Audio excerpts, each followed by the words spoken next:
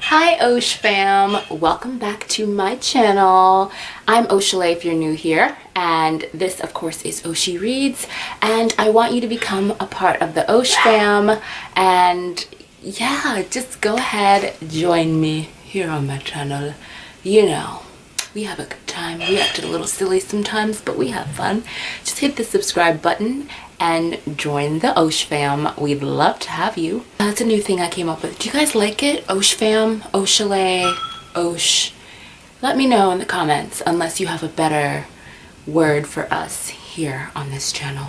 This video is highly requested, and by highly requested I mean like 5 people requested it, but I ran a poll on Instagram asking if you wanted to see a writing tips video and just my tips and tricks and my advice about writing fiction specifically. And I had about 5 people who said they wanted to see the video and no people that said they didn't. So yay, 100%. So 100% is why I'm here, and I just wanted to make this video as a thank you to those people for participating in my poll, because they could have completely ignored it, and because I'm more than happy to help and give my tips and tricks and basically using my experience to help you guys out as much as possible. I can already tell this video is going to be a hot mess because I don't know what I'm going to say. I should have written stuff down, but I didn't, so I'm flying by the seat of my pants. Forgive me. Writing tip number 1. God, what was I gonna... Oh, it was a good one. Oh yeah. Are you sure you're supposed to be doing this? Seriously, ask yourself. This story idea that you have, are you sure it's a fictional novel? Are you sure it's not a play?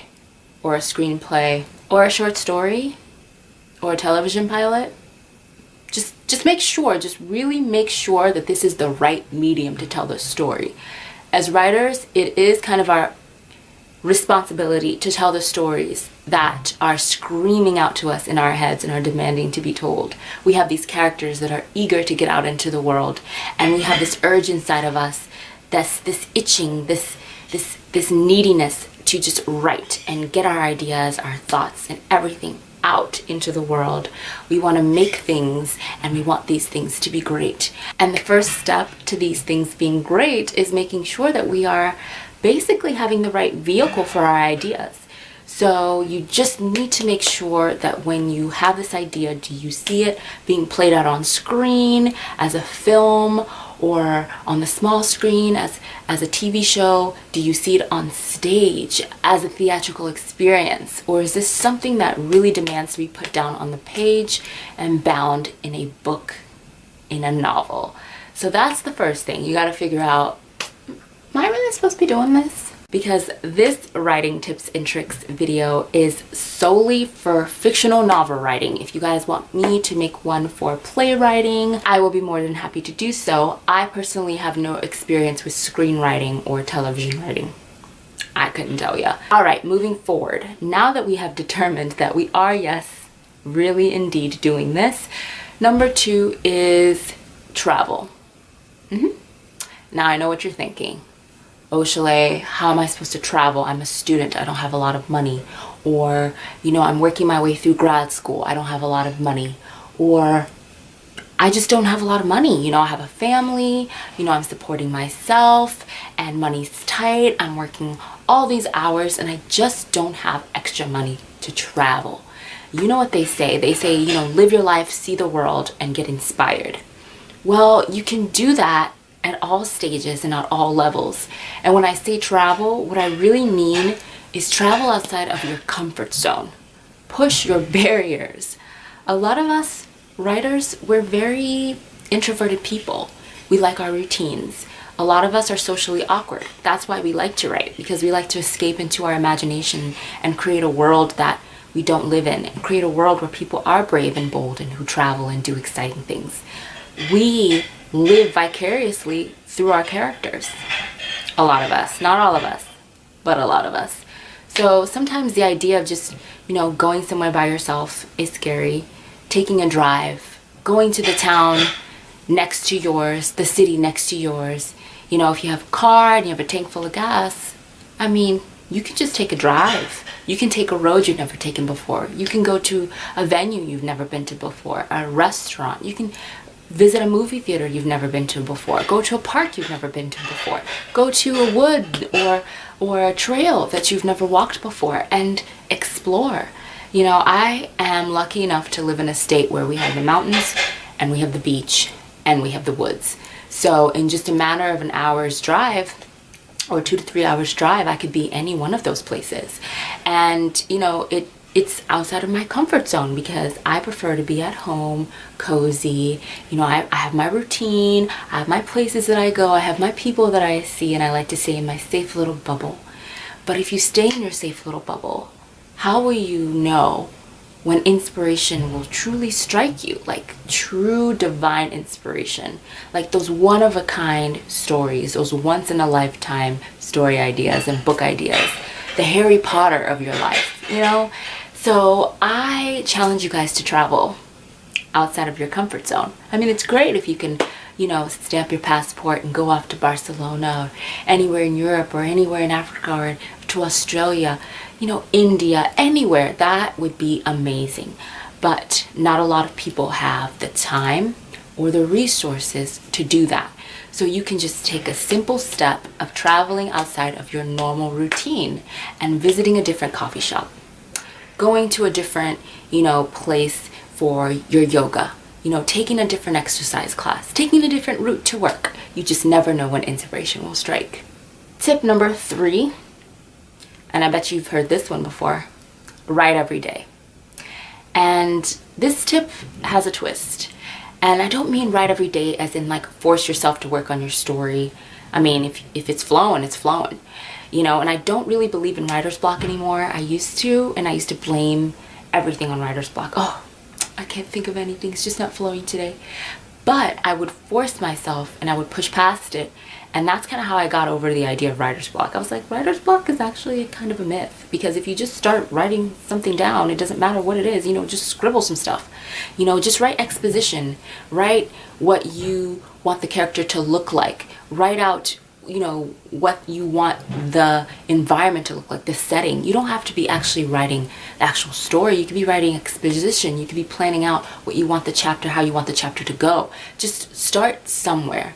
And there you go, you're unblocked. And I guarantee you that in the middle of you doing that, something's gonna spark and you're gonna be right back into the story again. But I digress. What I'm talking about when I say write every day is keep a journal. As a writer, it is so important to keep a journal. Not only is it good for your soul, and it's kind of a self-care tip as well, because we have so much anxiety sometimes just as people from our day-to-day lives. You know, some of us have families, children, and we're trying to fit it all in. We're trying to juggle everything, especially we women. You know, if you're a mother, you're trying to juggle everything. And if you're a wife and a mother, or just a wife, or just a sister, just a brother, just yourself, you know, with work and just everything that's going on in the world, and how you turn on the news and things just seem to be getting worse and worse. There's a lot of anxiety, there's a lot of depression, there are a lot of people who are scared right now. And the best thing you can do for yourself, when I say write every day, is to keep a journal. Better yet, keep a gratitude journal and write in it every night for at least 30 minutes. If you don't have 30 minutes, set aside 10 minutes and write something that you're grateful for that day. Write out your thoughts, write out your feelings. You're going to start to feel that anxiety decrease and go down. You're going to start to free up room in your mind, in your heart, in your soul, for your creativity to really start flowing and not be blocked by all of that anxiety and that worry. So it's kind of a self-care tip, and it's also a writing tip as well. Tip number 4, know your story. Just like you need to figure out what the right vehicle for your story is, whether it's a novel or a play or a screenplay or, you know, whatever, you also have to know your story. Really study your story.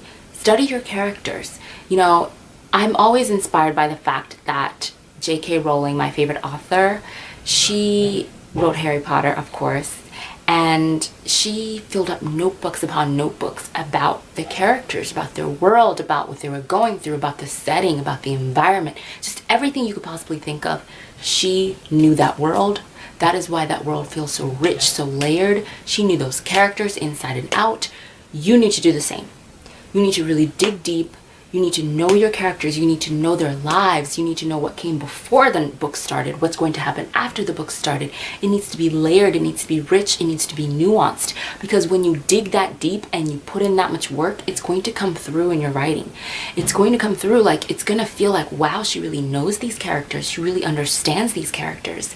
And that's what you need to do. It's very important. It might seem time consuming. It might seem like the grunt work and the work that nobody really wants to talk about, but it's so important for the quality of your work. Tip number 5. This kind of goes hand in hand with, know your characters and know your story. This is research. Research, research, research, research. I feel like we are living in a time where people don't do their own research anymore. You see something on Instagram, you see a meme, or you see a link to a BuzzFeed article, you read it and automatically just believe everything that was said is facts. You go to Wikipedia, which anyone can change at any time, by the way, and you read it and you believe everything is facts. Nobody wants to do their research anymore. And this kind of harks back to, I think, tip number 2, the travel tip. Was that tip number 2 or 3? I can't remember. Let me know. But it kind of goes hand in hand with the travel tip. In that, okay, so you're writing a book set in Ireland.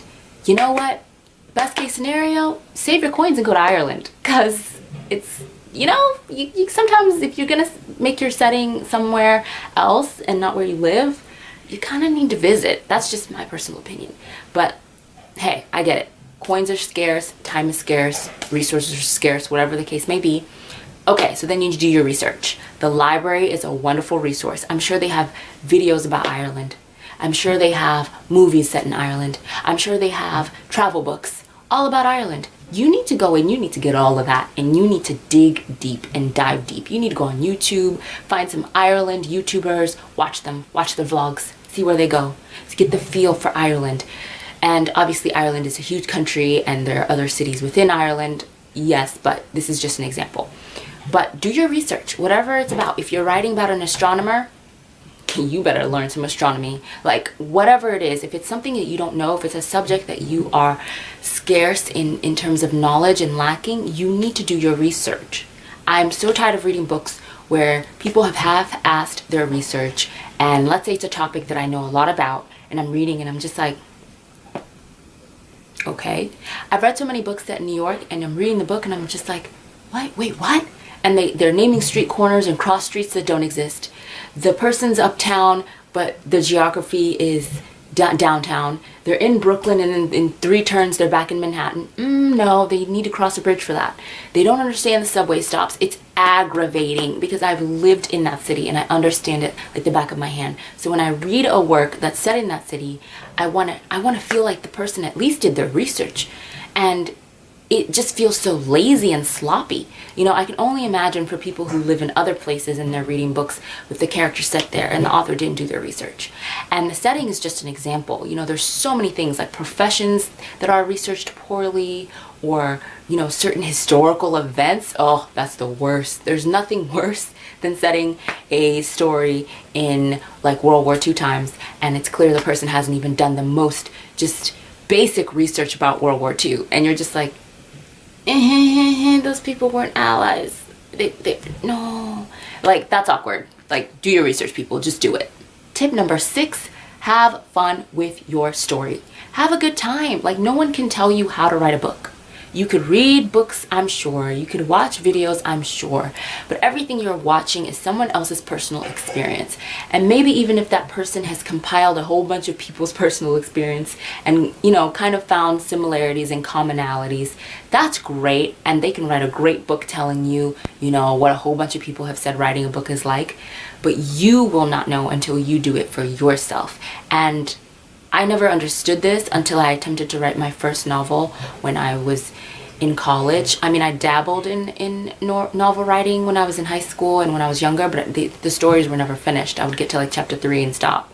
I was much more of a short story writer when I was a kid, but it wasn't until I got to college and I attempted to write my first novel that I really began to understand it's really hard, you guys. It's really difficult. It's truly a labor of love, and nobody can tell you exactly how to do it. There's no magic formula. It's just you just kind of have to dive in and figure it out for yourself. And to make matters worse, every story is different. And there's so many rules, and in terms of just like intrinsic internal rules, depending upon the genre that you're writing, and you know, finding your voice as a writer. And as the years go, you grow and you change and you adapt, and your writing does the same. So it's just, there's no magic like 8-ball that's going to tell you how to do it. So you might as well have fun with it. You might as well be enjoying it. You might as well truly be living it in the experience. And if you're really passionate about it, you need to enjoy it and get some fun out of it, because it is hard, you guys. It is hard work. Number 7, surround yourself with positive people. I cannot tell you how important that is, because when you start to tell people that you're writing a novel, you're going to get a lot of reactions, and unfortunately some of them are really negative, and you'll be surprised. They'll be from family members, and they'll be so discouraging, like, oh, really? Good luck with that. Or, how's it going? Or, I've always wanted to write a book. That's my favorite one. You know, I've always wanted to write a book. And they make it about themselves. Let me tell you my story today. Hey, maybe you could help me with that. Really? Or even worse, people stealing your story idea. You tell someone your story idea and they just jack it up from under you. They come back a few weeks later and be like, oh, you know what? I have a story idea too. And it's literally what you just told them 2 weeks ago. So surround yourself with positive people. Surround yourself with people that are going to uplift you, that are going to encourage you, that are going to root for you and be on your side. You know, if you could find yourself a writing group, even if it's just on social media, you know, now with social media, we have so many ways to connect with people from all over the world. So if you could find a forum or maybe a group on Instagram or Facebook or something like that to really have that support system that you need. Because like my last tip, I pretty much expound on how hard writing a book is. So you need all the positive energy around you that you can get. And unfortunately, sometimes the people in our daily lives, our family and our friends, aren't the most encouraging, and they aren't the most positive. It's sad, but unfortunately, those are just facts, and that's just reality sometimes. Writing tip number 8. This is my last and final tip, because this video will go on forever if I don't stop myself here. Started. I see you. You're sitting at your computer. You have your Word document open or your Google Docs. It's a blank page. The cursor is blinking at you and you are panicking. Your heart is racing. There's a bead of sweat slowly making its way down your forehead or down your back. You're just freaking out. Your heart is beating so fast. You don't know what to do. You're anxious. You feel like a failure. You feel like you're never going to get it done. You're just hopeless. You don't understand why you even wanted to do this in the first place. Get started. Write that first word. I don't care what it is. Write I 8 times. Just put something on that page. Start writing something about your character. Start writing something about your setting. Start writing something about what you want the first chapter to feel like. Start writing something about what you want the ending to be like. Start writing your themes. What are you trying to say in this book? Just start writing. Fill that page up so that you're not just staring at a blank white screen. There's nothing more intimidating or terrifying than that. Before I go, no, this is not tip number 9, but this is just a little bonus. Find your time to write, okay? Figure out if you're a morning writer or if you're a night writer. Personally, I'm a night writer because my job starts at 8:30 a.m. and so I have to get up really early, and there's no way I'm waking up at 4 a.m. to write. So find out what type of writer you are, whether it's based on your mood or your schedule. Figure it out and do your writing at that time. For yourself and stick to it. Trust me, you'll thank me later. So that's it for this video. Thank you so much for joining me, and I'm really appreciative to those of you, can't talk, as always. I'm really appreciative to those of you that requested this video. I hope that this was adequate. If you have any further questions or concerns, leave them down in the comments. Don't forget to subscribe. Don't forget to thumbs up this video, and don't forget to follow me on all my social medias for more stuff going on in my daily life, and more chances for you to request videos. I will always fulfill requests. So follow me on my Instagram and my Snapchat. Are in the description box below, and I will catch you in my next video. Bye. Bye, guys. I've come. I'm so proud of myself. Just the way I've approached it, even just mentally, emotionally, just everything in every way. I started prepping for NaNoWriMo 2 weeks before it started. So towards the middle